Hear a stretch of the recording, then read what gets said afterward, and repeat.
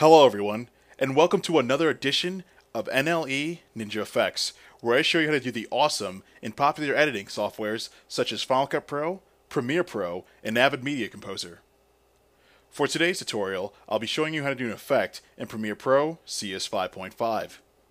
We will be creating a media player overlay animation. Here's a look of what we'll be creating today.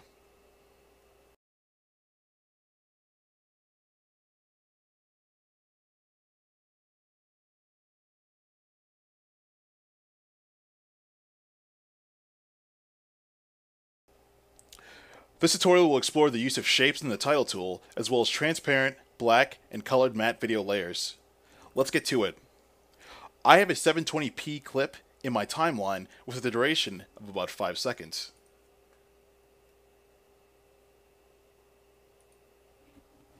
Your clip will vary from mine, but know how long you want your clip to be before beginning. Let's select it and reduce the scale to 80%.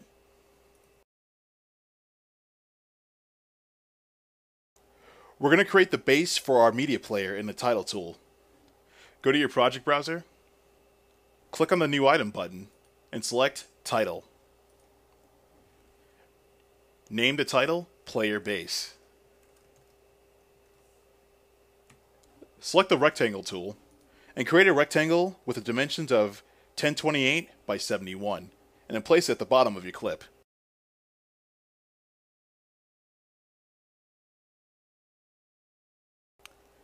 Change the fill type to linear gradient.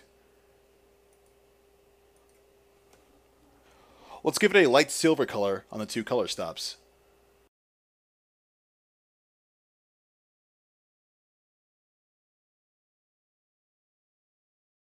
Take 3. Let's put some lines on our player base as separators. Click on the line tool and create a straight line near the left side of the player base.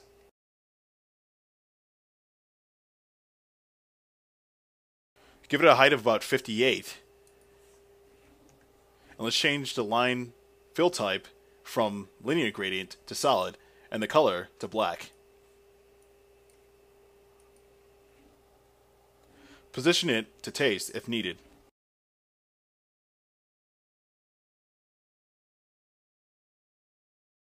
Select the line and make sure it has a width of about 3. With the line still selected, press Command C to copy, and then press Command V to paste. Move the second line further to the left. After you've created your lines, exit the title tool. Place the player base on track 2. Extend the out point to match the length of your video clip. Let's create the progress bar for our media player. Go to your project browser, click onto the new item button, select title, and name it Progress Bar.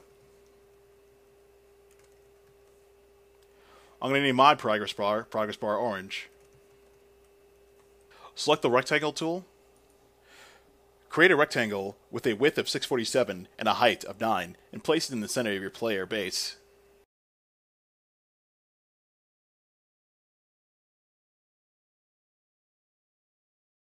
Let's change the fill type from solid to linear gradient. Let's give it a light orange color on the two stops.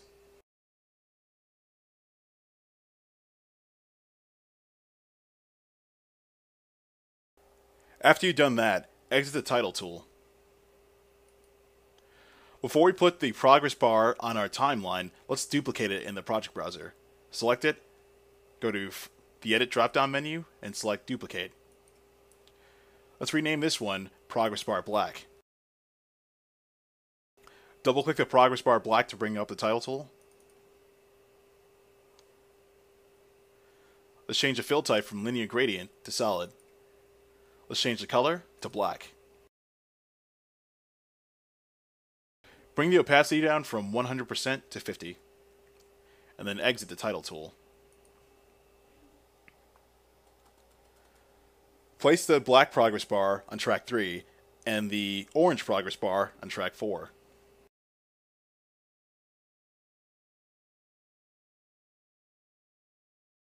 Select the orange progress bar in the timeline, go to the effects control panel, twirl down the motion parameter. Let's change the anchor point of the orange progress bar so that the anchor point lines up with the left end of the shape. Select the motion title so you can see a good representation. And let's change the anchor point from its current value to these values. Let's reposition it back into place with these values. Go back to your timeline. Right-click the orange progress bar. Select Copy. Select the black progress bar. Right-click and select Paste Attributes. Now they'll line up with each other once again, and they'll have the same anchor point as well. Let's create the progress circle that goes across the progress bar to indicate the duration and timing of the video. Go to your project browser. Select the New Item button. Select Title. Name it Progress Circle, and then hit OK. In the title tool, select the ellipse tool and create a circle with the dimensions of 29 by 29. And you can do that by holding the Option and Shift key and then dragging out a circle. If you need to make changes, go to your title properties and change the width and height to 29 by 29. Select your selection tool. Let's change the fill type from solid to linear gradient. Let's give it a red color on the 2 color stops.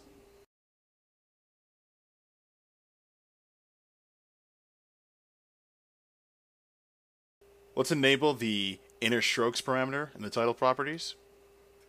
Change the size from its current value to 5. Let's position it at the left end of the progress bar. After you've done that, let's exit the title tool. Now, let's import our miscellaneous icons. I'm going to select my bin, right-click, select Import. I'm going to go to my Media Player Buttons folder and select these 3 icons and hit Import.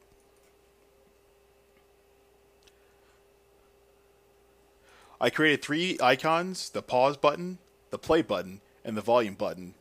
These icons were created in Photoshop using the custom shape tool, and I decided to export them as a PNG. Although you can import Photoshop layers natively into Premiere Pro with no problem, I decided to go with this workflow as opposed to the Photoshop layers for more organizational purposes, but try to import PSD layers as much as you can. Here's a link to download the shapes from the DeviantArt artist who created these icons. I also provided a link to install custom shapes in Photoshop if you have any issues. As I said before, you can download my Media Player Toolkit for your project so you can modify it to your settings. For this effect, I had to create multiple video tracks, so I have a total of 13 video tracks. So, we're going to place our miscellaneous icons on the following tracks. I'm going to place the volume button on track 8, the play button on track 9, and the pause button on track 10. They'll have their purpose later on as we do this animation. Next, we're going to create the time duration to place on our player base. Go to your project browser, select your folder or your bin, select the New Item button, select Transparent Video, hit OK. Place the transparent video on track 11.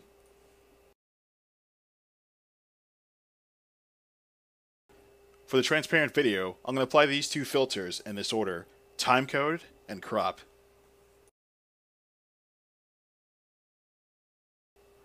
With the transparent video selected in your timeline, go to the effects control panel, twirl down the opacity parameter, and change the blend mode from normal to screen.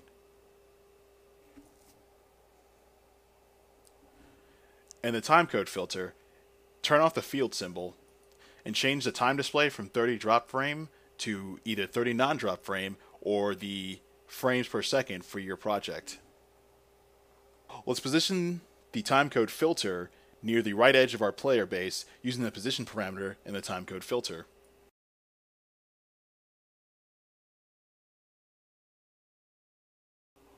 Let's change its size from its current value of 10 to about 6.5. Let's crop from the left about 84%, and let's crop from the right about 10%. Let's copy our transparent video layer by selecting it in the timeline and pressing Command-C to copy. We're going to paste this, but make sure you have no other layers selected. Let's scroll up. Let's select video track 12 and deselect video track 11. Let's press Command-V to paste. Now we have two copies, but they're both in the same position. So I'm going to select the transparent video layer, our time layer, on track 12. Go to the Effects Control panel, scroll down the motion parameter, and we're going to change the position of our filter by changing the position in the motion tab, like so. After you've done that, select the transparent video on track 11 and right-click. Select Frame Hold. Make sure Hold On and Hold Filters are selected and hit OK. I'm going to go to the transparent video on track 11, and I'm going to change the offset value to match the duration of my video. As you saw earlier, my video had a duration of about 5 seconds, 18 frames, so I'm going to just jack it up to 5 seconds, like so. This will vary for your clip, but make sure that the duration on the whole time code matches the duration of your overall clip. Let's create a line to split our time codes. Go to your project browser, select your bin, select the new item button, select title, time code split. Let's create a diagonal line between our two time codes. Select the line tool, and let's create a diagonal line by dragging. Let's reduce our line width from 5 to 2. Make any changes in the position if you feel that there needs to be any.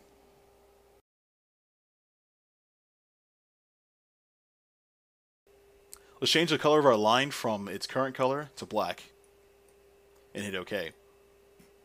If you need to, make any further changes. I'm going to reposition mine just a bit to the left, just a tad, like so. After you've done that, exit the title tool. Let's place our timecode split on track 13.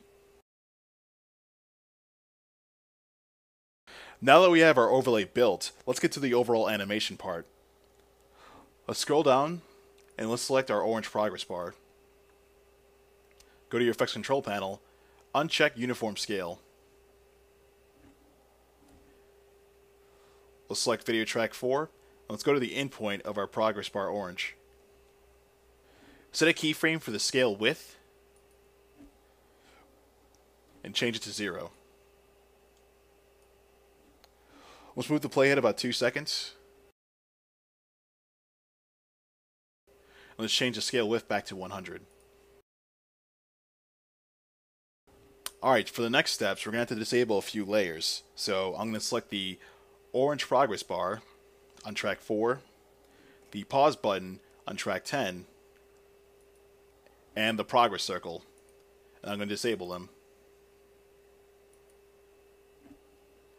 Let's move our playhead to the beginning of our clip. Let's go to our canvas window and let's export a freeze frame by clicking on the camera icon.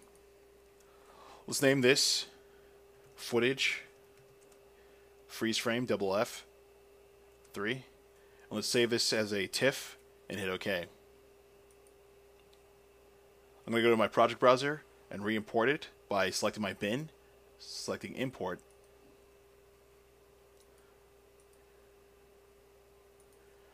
There's my freeze frame right there. I'm going to import it like so. Let's select our timeline and let's expand our frame so we can see everything. Let's select all our items and press +3 period to move it 3 seconds forward. Let's unexpand our timeline. Let's drag our freeze frame in our bin to the source monitor. Let's change the duration from 5 seconds to a duration of 3 seconds. Let's drag it onto track 1.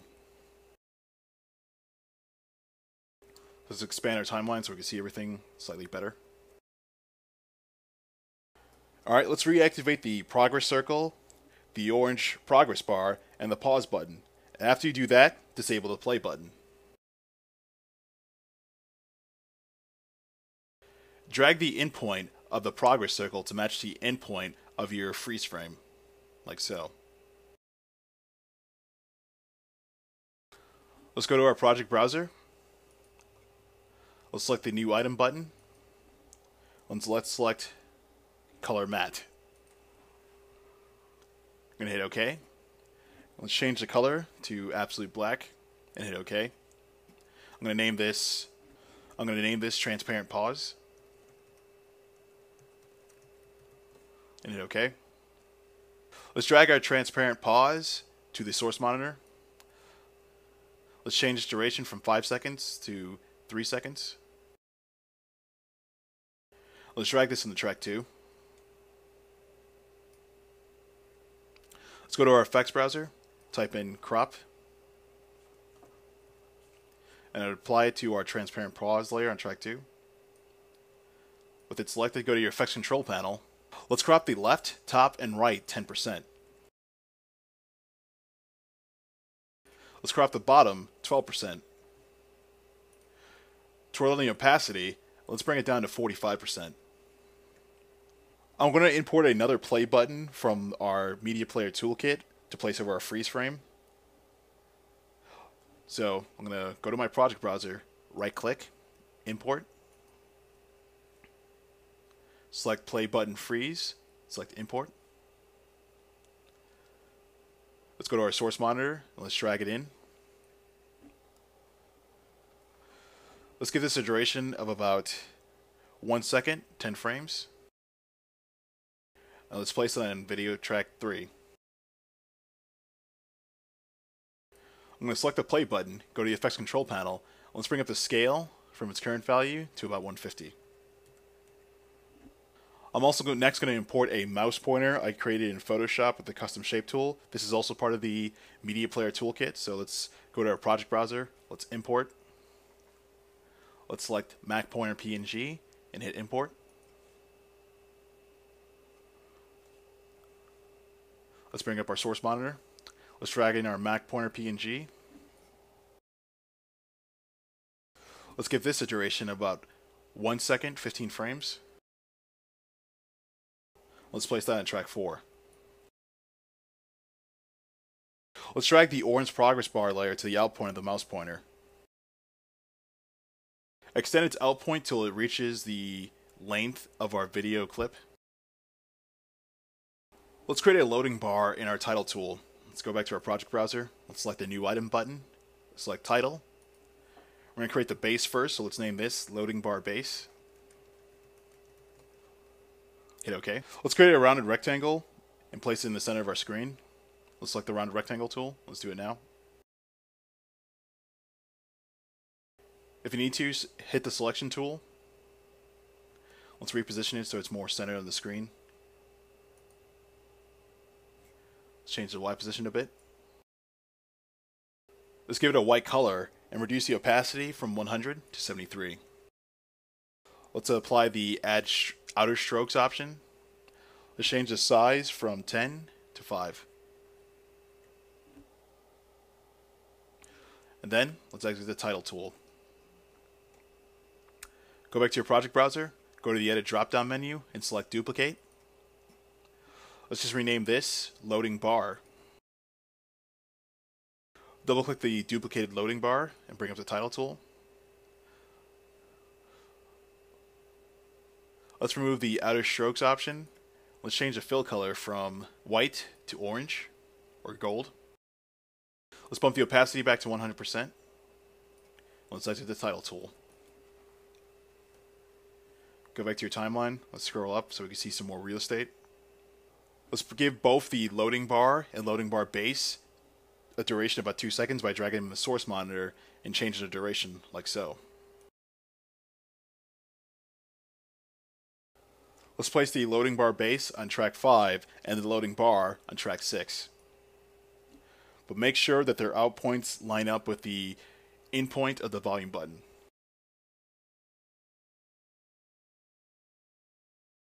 Go to your effects browser, and if you still have the crop filter showing in your effects browser, let's select it and apply it to our loading bar. We'll come back to that crop filter in just a second as we move on. Now, let's animate the mouse pointer and our first play button. So first thing we're going to do is scroll down, select the Mac pointer, go to your effects control browser, select the motion title, let's scroll it down. We're going to change the anchor point of our Mac pointer so that it's on the stem of the pointer. So I'm going to change the anchor point like so. Let's change the scale from 100 to 35. Let's move our playhead and our timeline back a little so we don't have so much real estate. With track 4 selected, let's go to the endpoint of our Mac pointer. After you change the scale from 35, let's go to the endpoint of our pointer. Move the play at about 2 frames. And set a keyframe for position. Let's move it to the lower right hand corner of our frame. Move the play at about 10 frames and set a keyframe for position and scale. Let's position our pointer on the center of the play button. Let's move the play at 5 frames and set another keyframe for scale. Let's move the play at about 7 frames and set a keyframe for scale and change it to 25. Move the play at 5 frames ahead and change the scale back to 35. Let's also place a placeholder keyframe for position so that when we move this off, it won't have any weird animation. Let's move the play at 10 frames. And let's select our first keyframe for position, select copy, and hit Command V to paste. Now we have our pointer animation. Let's extend the length of our play button a bit so that it doesn't disappear after it moves off screen, like so. Now that we have our pointer animation, let's get our play button in sync with that. Select your pointer layer. With track 4 selected, let's expand our track. Let's right click, go to show keyframes, go to motion, and select scale. Now we'll see all of our scale keyframes for our pointer. Let's move our play to the second keyframe. Select the play button freeze in track 3. Let's set a keyframe for scale. Let's move to our next keyframe. Let's set another keyframe for scale, and let's reduce it down to 95%. Let's move to our final keyframe. Let's change it back to 150. Let's select both our loading bar and loading base. Let's move our playhead to the out point of our Mac pointer, and let's trim the endpoints of both these items. Let's slowly select our loading bar now, and go to the effects control panel. Highlight the crop parameter by selecting it. Let's set keyframes for the right crop parameter, 6 frames from its endpoint, by typing in +6 in the duration field here. And let's set our keyframe for the right and increase it all the way to 100%. Let's select track 7 in our timeline, and let's move to the out point of our loading bar. As you see, we can't see it right now, but let's move back 1 more frame. Let's change the right crop parameter from 100 to 0. Finally, let's animate the progress circle. Let's scroll up. Select the progress circle in track 5. Twirl on the motion parameter. Let's set a keyframe for position where the playhead's at right now. Let's move to the out point of our progress circle. We could do that by selecting track 5 in the timeline and moving to the out point. Premiere works funny like this sometimes when you try to move to the out point, so let's move back one more frame. And let's change the X position of the progress circle so that it's at the very edge of our progress bar, like so. Alright, once we've animated our progress circle, it's time to nest all these items. Let's select all of them, from track 13 all the way to track 1. We can scroll down to make sure all our items are selected. Let's go to Clip, and select Nest. Let's right click on our nested sequence and rename this. I'm going to rename it Media Player Main, and hit OK. Let's place our nested sequence in track 2. I'm going to go to the project browser, select our bin. I'm going to select the new item button. I'm going to select black video and hit OK. Scroll down, make sure track 1's visible. Let's drag our black video to track 1. And let's extend the length so that matches the length of our animation, like so. Let's go to our effects browser, type in ramp, and let's apply it to our black video. I'm going to temporarily disable our nested sequence by right-clicking and selecting Enable. Let's select our black video. Let's go to our effects control panel.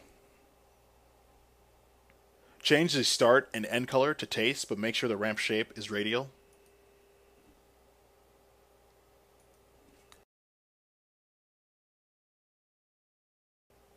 Manipulate the color coordinates to taste. After you've done that, let's re-enable our nested sequence by right-clicking and selecting Enable. After you've done that, it's finally time to render, so I'll be back with you in just a second.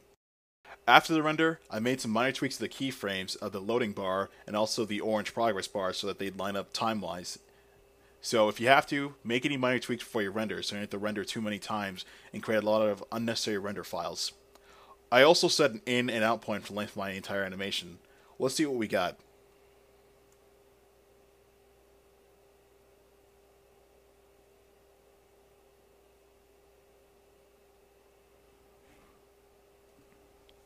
There you go. A nice media player animation inside of Premiere Pro using mostly the title tool.